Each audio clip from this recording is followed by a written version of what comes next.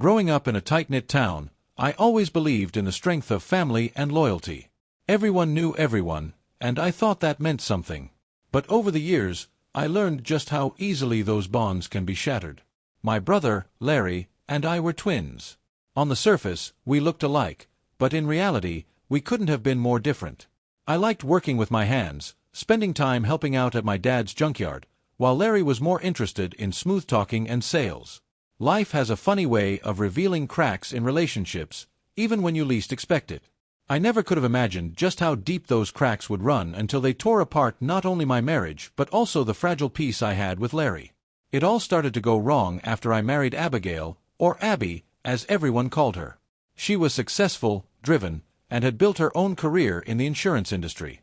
Together, we built what seemed like an ideal life, with a nice house and what I thought was a happy marriage. But over time, things started to feel off. Abby's behavior began to change. Subtle shifts, nothing major at first, but enough to make me question if I could still trust her. What I didn't realize was that my gut feeling was right, and soon, it would unravel my entire world. It all blew up on a day I'll never forget. I had planned a fishing trip with two of my closest friends, Joe and Al. We had been doing this trip once a year for 6 years, just a few days on the water with no phones, no distractions, just us, a few beers, and the peaceful rhythm of fishing. We headed to Lake Erie, and I left my phone at home, wanting to fully enjoy the break from everything. Meanwhile, Abby was at work when she received a terrifying phone call. "Is this Abigail Bell?" the voice asked. When she said it was, the person on the other end told her I had been kidnapped. They demanded $250,000 in ransom, warning her not to involve the police or else I'd be killed. Shocked and terrified, Abby didn't know what to do. But the clock was ticking. They gave her only 24 hours to come up with the money. As for me, I was oblivious to it all, sitting on my boat with Joe and Al, drinking beer and fishing like we always did. That was until the Coast Guard pulled up, weapons drawn, demanding to know if I was Terry Bell. Confused, I told them that was me, and they explained they had received a tip that I'd been taken hostage. I laughed it off, thinking it was some mix-up, but they weren't laughing. They searched the boat, made sure we were all who we said we were, and then insisted I come with them because the police needed to talk to me. So, I left my friends behind, unsure of what the hell was going on, and headed back to shore with the Coast Guard. By the time I got home, Abby was a mess. She rushed to hug me the second I walked through the door, and a detective standing behind her looked serious.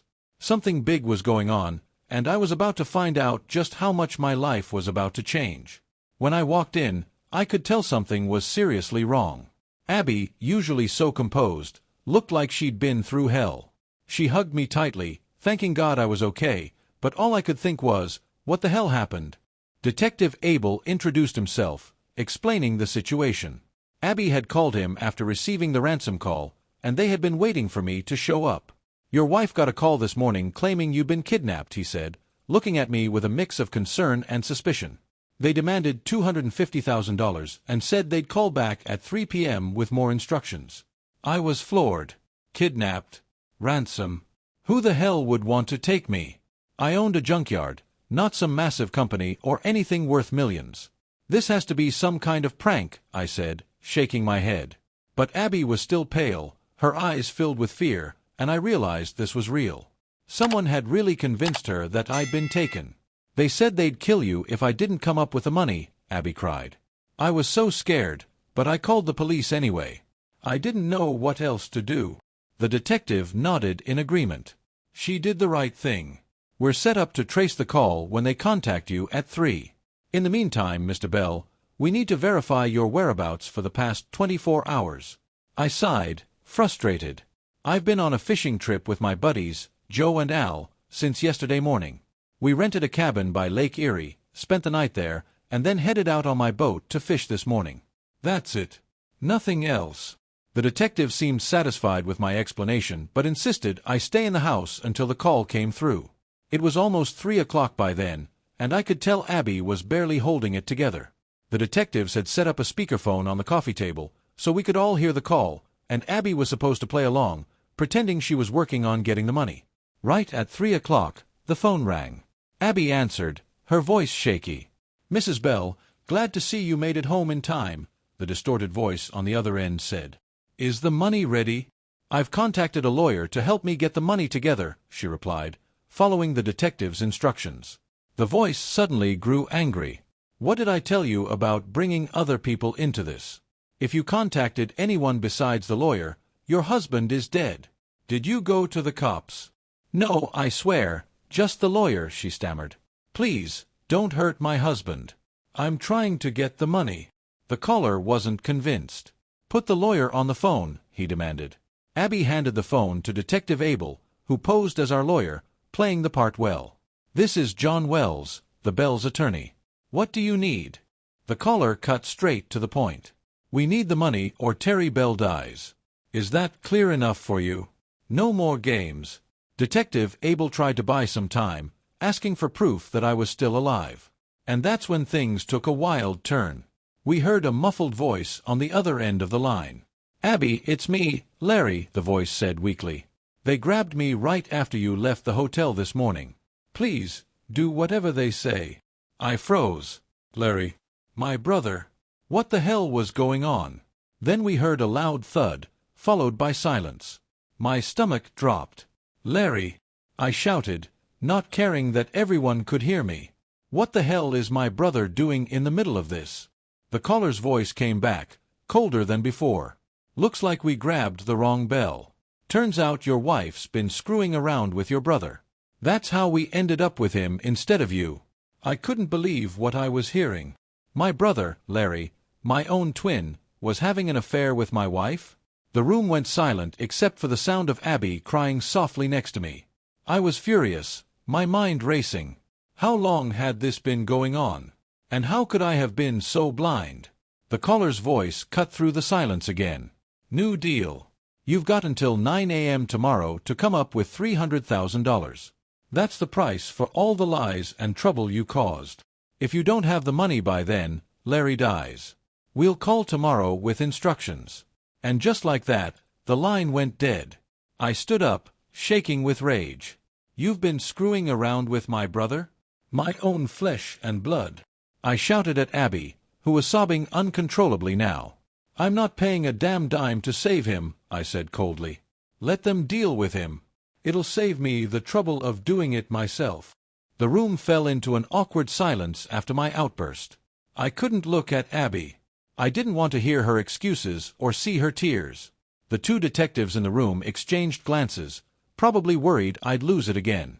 One of them stepped closer, gently telling me to calm down, but all I could do was pace the living room, trying to wrap my head around the betrayal. My brother. My wife. Of all the people, they had to do this to me. I cracked open a beer, sat down in the corner of the room, and stared at the TV, trying to distract myself. Meanwhile, Detective Abel turned his attention to Abby, who was still crying on the couch. Mrs. Bell, he began, we need to know if what the caller said is true. Have you been seeing Larry Bell? Abby, sniffling, finally looked up. Her voice was barely above a whisper as she nodded. Yes, she admitted. It's true. I've been seeing Larry for a while. She paused, trying to gather herself. We've been meeting at a motel. It started a few months ago. I clenched my fists, trying to keep calm as I listened to her. She was trying to explain, but all I heard was more betrayal. We met yesterday, she continued, her voice cracking.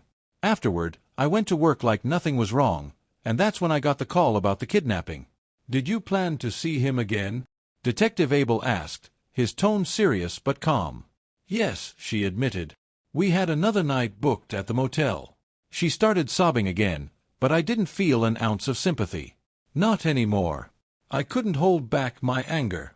So, you were just going to meet him again tonight, like everything's normal? I snapped, my voice dripping with disgust. You two are sick. I'm done. One of the officers stepped in, clearly trying to keep the situation from escalating. Mr. Bell, we understand this is difficult, but we need you to remain calm. We still have to figure out how to handle the ransom demand. I wasn't interested. Handle it however you want, I muttered, grabbing another beer from the fridge. I'm not paying a damn cent to save him. The detective took a deep breath, then turned back to Abby. We need to know everything you've done over the past 24 hours, he said, ignoring my coldness toward the situation. Abby wiped her eyes and tried to regain some composure. "I met Larry at the motel yesterday," she started, her voice shaky. "We spent the night together. After he left this morning, I went to work. That's when the call came in about Terry being kidnapped, and I panicked." She paused, her words barely holding together. "I didn't know what to do, so I called the police. They told me not to worry, that they'd handle it, but I was so scared. I didn't even know if I should have called them. They said they'd kill him if I told anyone." She broke down again, and I had to walk out of the room. I couldn't stand to be in the same space as her. I went out back, pacing in the yard, cursing under my breath. My own brother. It all made sense now, those strange vibes I'd been getting from Abby, her sudden changes in behavior. All this time, she'd been sneaking around behind my back with Larry. I heard the back door creak open, and Detective Abel stepped outside. "Mr. Bell," he said carefully, "we understand this is a tough situation, but we need to ask. Are you absolutely sure you don't want to help with the ransom?" I glared at him, shaking my head. "I'm not helping. If they want to kill Larry, let them. I'm done with both of them." He sighed, clearly trying to remain professional. "We still need to take this seriously. There's a chance they could come after you again, thinking you're a valuable target. We'll keep a close watch." "Whatever," I muttered, not caring much about anything at that moment. After some time, I wandered back into the house, finding Abby sitting in the same spot, looking broken. I had nothing left to say to her. As far as I was concerned, the moment I found out about the affair, our marriage was over. Detective Abel cleared his throat and broke the silence. "We'll stay here to monitor the situation until the next call comes in. Mrs. Bell, if you hear anything, make sure you let us know right away." Then he turned to me. "And Mr. Bell, for your own safety, we suggest you stay close." I nodded, but my mind was elsewhere. I was thinking about what was next, how I'd never be able to look at either of them the same way again. How my entire life had just been ripped apart. That night felt like the longest of my life. I stayed in the living room, barely saying a word to anyone. Abby tried to talk to me a few times, but I shut her down with cold silence. I couldn't stomach the thought of hearing more lies or excuses. The truth was enough, and it burned every time I thought about it. The police had set up monitoring equipment for the next ransom call, but the house still felt eerily quiet. Time crawled, and I found myself replaying the events in my head, wondering how long it had been going on. Every memory with Larry or Abby felt tainted now, corrupted by their betrayal. Around 9 o'clock the next morning, the phone rang again. We were all on edge, waiting for what the kidnappers would say this time.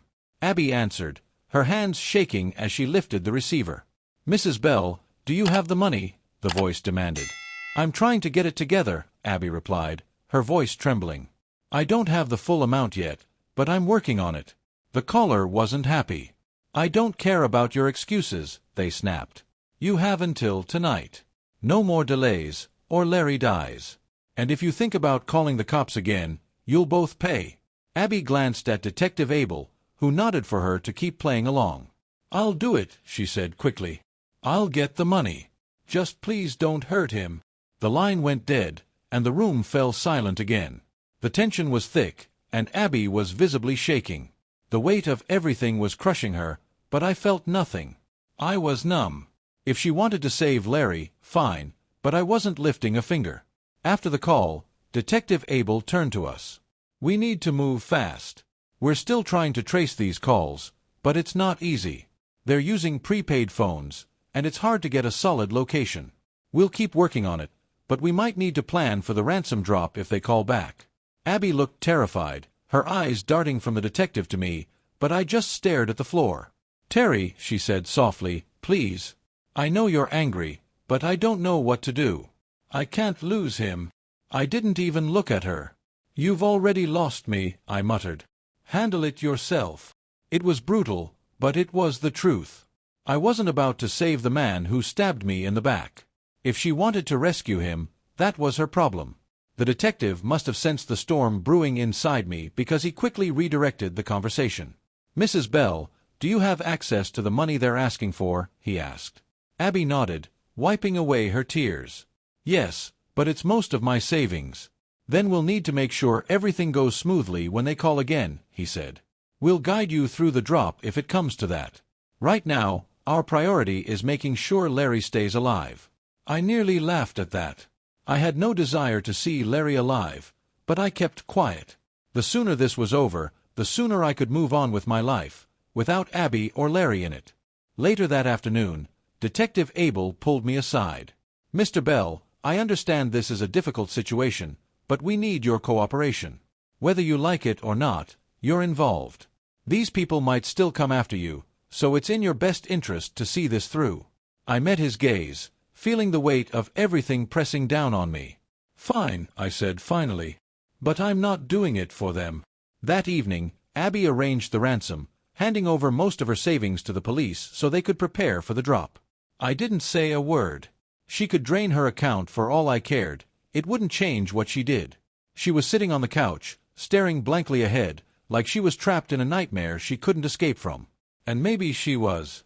But I had my own plans now, and none of them involved saving Larry or patching things up with Abby. When the phone rang later that night, it was the kidnappers again, confirming the ransom drop location, a run-down, abandoned warehouse on the outskirts of town. The police were already preparing, mapping out their strategy to intercept the kidnappers when the money was exchanged. As they finalized the plan, Abby sat frozen in place, looking at me with pleading eyes. But I didn't care. I was already mentally checked out of this marriage. She wasn't my concern anymore. The next morning, the sun barely rose before the police and Abby were on edge, waiting for the final instructions on the ransom drop. I sat in the background, detached from the whole situation. It was hard to even look at Abby, knowing everything she'd done. She was pacing, checking her phone constantly, waiting for the call that would either save Larry or end him. Finally, the phone rang. Abby answered immediately, her voice shaky.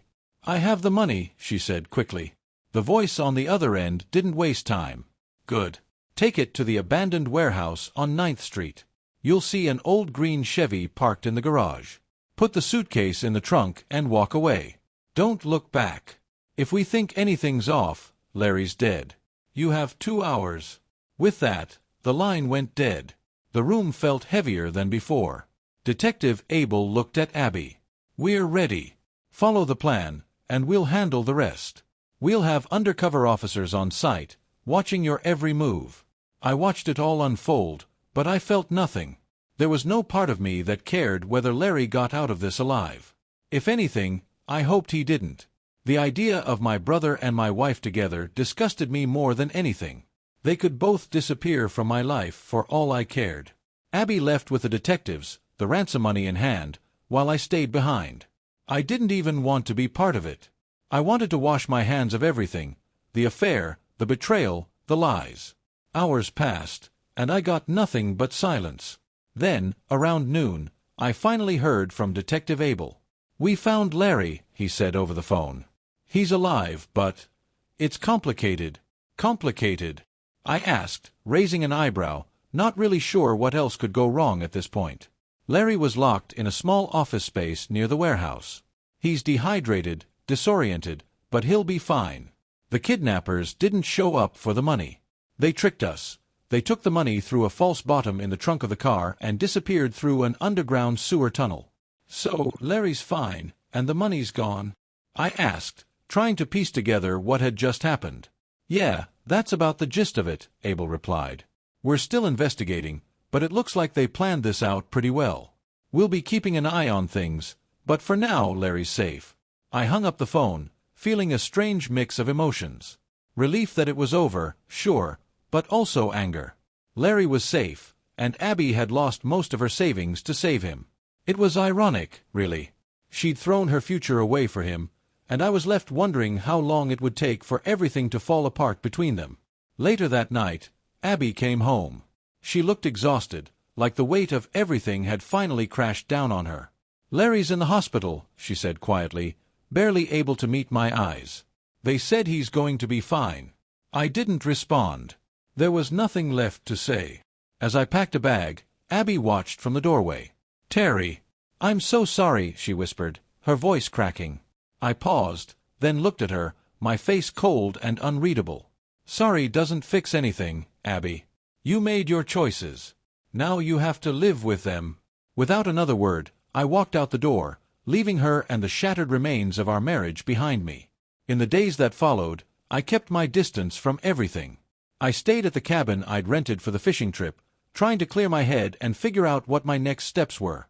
It wasn't long before I learned that Larry had been discharged from a hospital, and Abby was by his side the entire time. They thought they could pick up the pieces, but I knew better. While I was out on the lake one afternoon, my phone buzzed. It was Cora, Larry's soon-to-be ex-wife. I hadn't spoken to her since everything went down, but I had a feeling she had something to say. "Terry," she said, her voice calm but cold. "I filed for divorce this morning. Larry's done for good." I sighed, feeling a strange sense of closure. "Good. You deserve better." "So do you," she replied. "Listen, I've been thinking. Maybe we should grab dinner sometime. Talk about all of this." I wasn't surprised by her suggestion. There had always been something unspoken between us, a quiet understanding that we had both been hurt by the same people. But dinner sounded more like closure than anything else. "Yeah," I said after a pause. "Maybe we should." We met for dinner a few nights later, and it was like a weight had lifted. We didn't talk much about Larry or Abby. Instead, we shared stories about our lives before all the drama, before the betrayal. It felt good to talk to someone who truly understood what I'd been through. As the months went by, Cora and I started spending more time together. It wasn't romantic. Not at first. We were two people trying to rebuild our lives after being burned by the people we trusted the most. But the more time we spent together, the more I realized how much I liked being around her. She was kind, funny, and strong in ways I hadn't noticed before. Eventually, we both finalized our divorces. Abby had tried to drag it out, but with the prenup in place, she didn't have much leverage. She got what she came into the marriage with, and that was it. I didn't see Larry again after he was released from the hospital, and as far as I knew, he had moved out of state. Good riddance. One night, after another dinner with Cora, we sat together, watching the sunset. She looked over at me, a small smile on her face. "You know," she said softly, "we've been through a lot. But I'm glad we found each other in the end." I took her hand, feeling a peace I hadn't known in years. "Me too." From that point on, things started to fall into place. Cora and I grew closer, and before long, we started talking about a future together. We didn't rush anything, but we knew where we were headed. It wasn't about revenge anymore or getting back at the people who hurt us. It was about starting fresh, building something new with someone who understood the pain but didn't let it define them. Months later, we got married in a small, private ceremony by the lake. It was quiet, simple, and perfect. Our friends were there, and even Joe and Al, the guys I'd gone fishing with, toasted to our new life together. As I looked at Cora, I realized that everything, the betrayal, the heartbreak, the chaos, had led me to this moment. And for the first time in a long time, I was happy. Larry and Abby were just distant memories now, their chapter in my life long closed. I had no idea where they were or what they were doing, and I didn't care. I had found peace, and that was all that mattered. As the sun set on the lake that evening, Cora and I stood hand in hand, watching the light fade into the horizon. It was the start of something new, something real. And this time, I knew it would last. Thank you for visited my YouTube channel. Your support, likes, and comments truly inspire me to create even more engaging content. If you enjoyed this video, don't forget to subscribe and hit the notification bell so you never miss an update. You're a part of this amazing community, and I'm thrilled to share my stories with you. See you in the next video on YouTube.